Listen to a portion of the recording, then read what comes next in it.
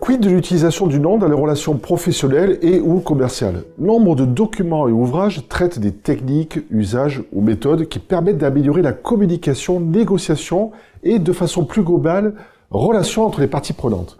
Ce que je trouve un brin regrettable, c'est qu'un nombre infinitésimal n'aborde ni ne traite un principe simple, efficace et pour autant si peu utilisé dans la pratique.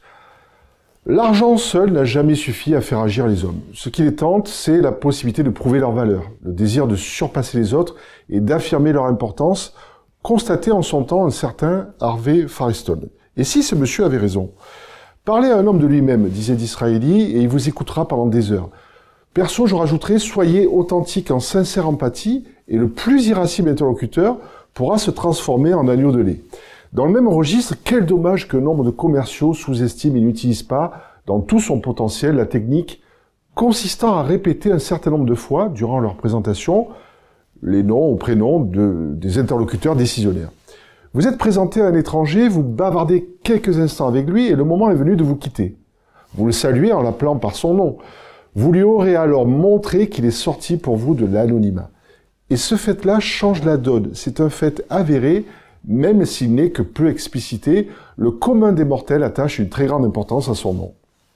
Pourquoi donc nombre de futurs pères, dans votre entourage, désirent à tout prix une descendance masculine, si ce n'est pour perpétuer le nom?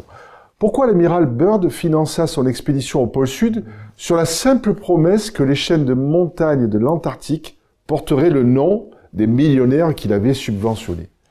Dans un environnement commercial, l'entreprise de cosmétiques L'Oréal fut une des premières à appliquer chez elle le salaire proportionnel, qui associe les gains des employés au rendement de l'entreprise.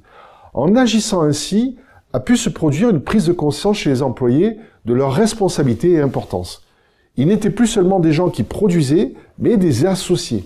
Et ce fait-là change à lui seul pas mal de comportements, actions et résultats in fine.